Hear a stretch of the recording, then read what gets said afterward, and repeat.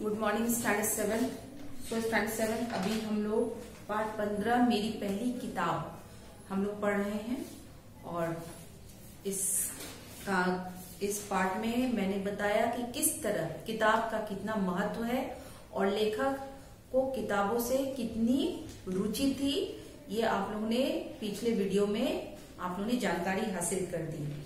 आपने ये देखा कि लेखक को किताबों के माध्यम से अनेक जानकारियां हासिल हुई।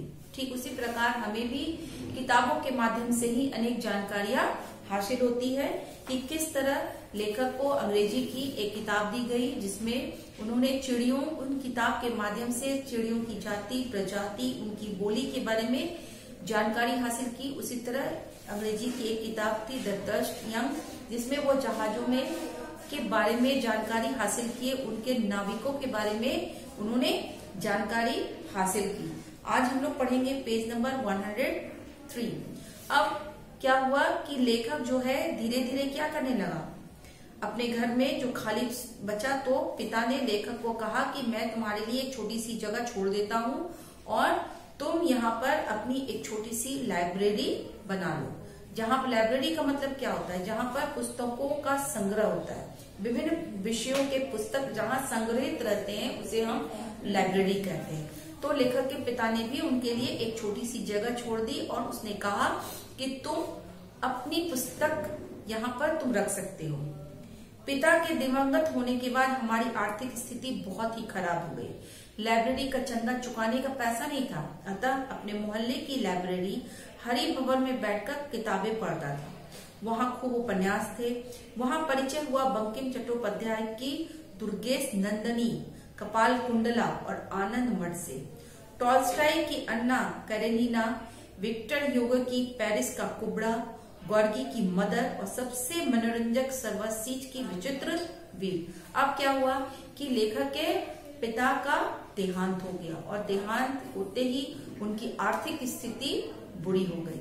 अब जिस लाइब्रेरी में उसके पिता चंदा देते थे, पैसा देकर के अपनी जगह सुरक्षित रखे थे, उस लाइब्रेरी का पैसा देने की भी स्थिति अब लेखक की नहीं थी। इसलिए लेखक जो थे अपने पड़ोस में एक लाइब्रेरी थी, अपने मोहल्ले में एक लाइब्रेरी थी जिसका नाम हरि भवन था, और वहां जाकर के वो किताब पढ़ते, क्योंकि वो किताबों के बहुत शौकीन थे।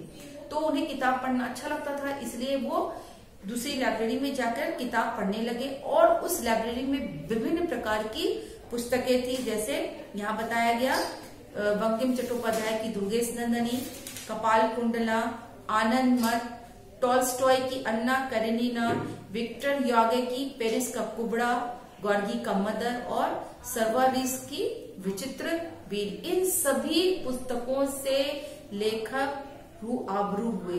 उन सभी पुस्तकों को लेखक ने पढ़ा।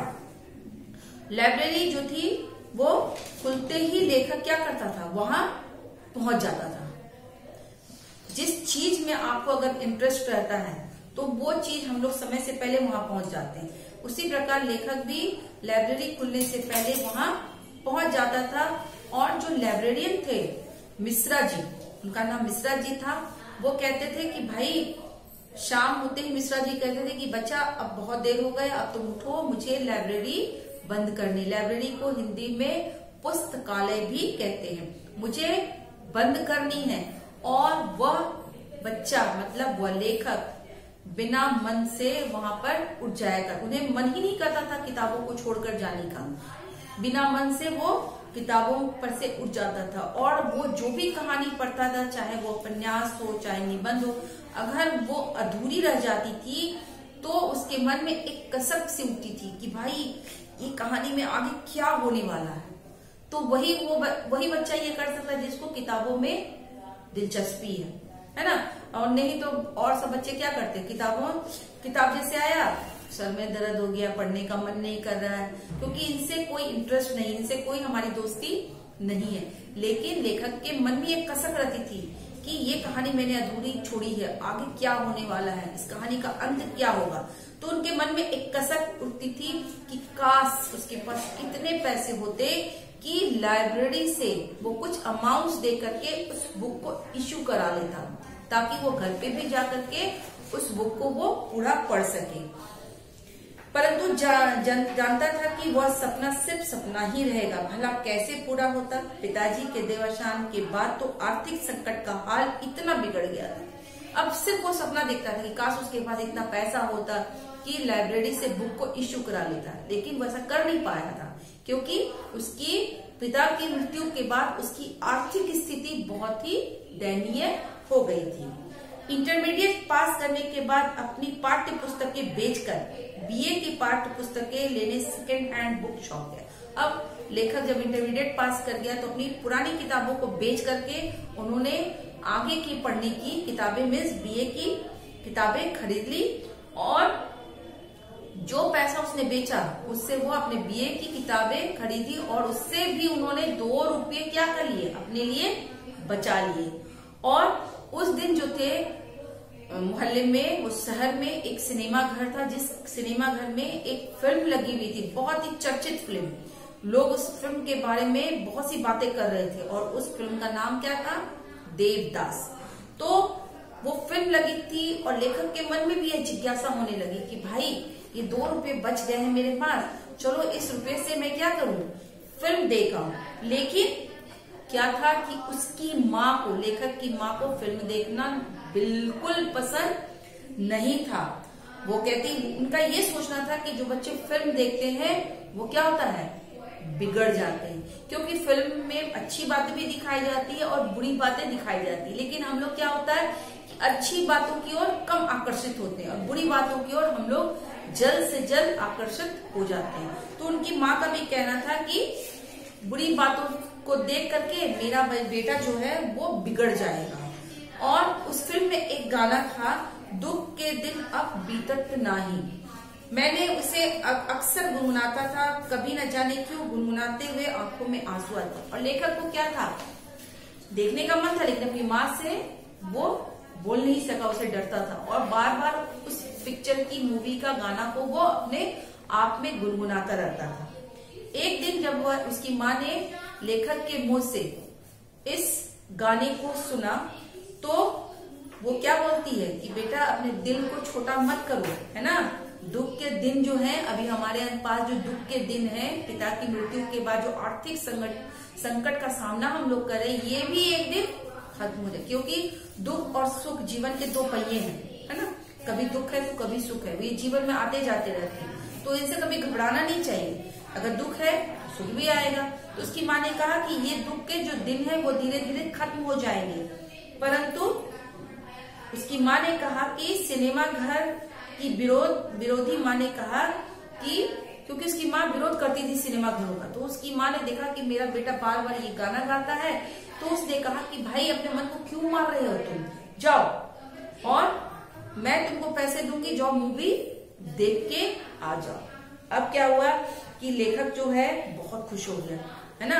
अपनी माँ जो उसका विरोध करती थी मूवी का, वो उसकी सहमति पाकर लेखक बहुत ही खुश हो जाता है और वो मूवी देखने के लिए सिनेमा हॉल पहुंच जाता है।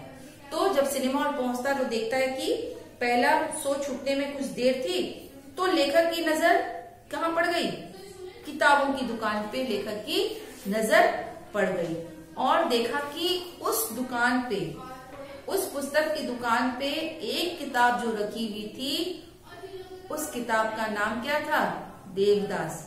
और लेखक कौन सी मूवी देखने के लिए गया था, देवदास ही मूवी देखने गया था। तो उसे वहां पर देवदास की एक पुस्तक दिखाई पड़ गई और इसके लेखक कौन थे, शरद चट्टोपाध्याय। और इसका दाम कितना था उसकी किताब की, 1 रुपया। और लेखक के पास कितने पैसे थे, 2 रुपया। मैंने पुस्तक उठाकर देखी तो पुस्तक विक्रेता बोला, तुम विद्यार्थी हो, यही अपनी पुस्तकें बेचते हो, तुम हमारे पुराने ग्राहक हो, तो तुमसे अपना कमीशन नहीं लूंगा, केवल 10 आने की तुम्हें ये किताब दे दूंगा। मेरा मन पलट गया, कौन देखे 1.5 रुपये की फिल्म। 10 आने में देवदास खरीदी, जल्दी जल्दी घर लौट आया और 2 रुपये में से बचे 1 रुपया 6 आना अपनी माँ के हाथ में रख दिया। अब लेखक किताब को देख रहा था तो पुस्तक जो किताब बेचने वाला है उसने कहा कि भाई तुम स्टूडेंट हो और तुम यहीं पर आके मेरी अब सब किताब अपनी बेचते हो, तो मैं तुमसे कमीशन नहीं लूंगा, मैं तुम्हें सिर्फ 10 आने में ये किताब मैं तुम्हें दे दूंगा। अब लेखक को और क्या चाहिए, एक पुस्तक प्रेमी के लिए और क्या चाहिए। उसने क्या किया, झट से वह किताब उन्होंने खरीद ली और बोला कि कौन देखेगा, 1.5 रुपया दे करके वो फिल्म देखने के लिए, इससे अच्छा मैं किताब क्यों ना पढ़ लूं। और उसने वो उस किताब को खरीदी और उसमें से जो बचे हुए पैसे अपनी माँ के हाथों में रख दिए। और माँ जब अपने बेटे को घर वापस आते देख लेती है तो बोलती है कि बड़ा जल्दी लौट आए हैं, क्या हुआ, कैसी रही फिल्म, क्योंकि तुमने फिल्म नहीं देखी।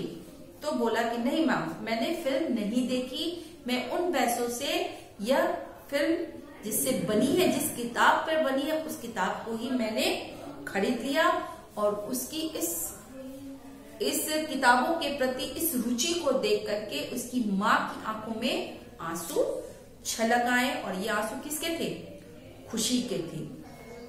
और लेखक के पैसे से खरीदी हुई उसकी वो पहली किताब थी। कौन सी थी पहली किताब, देवदास।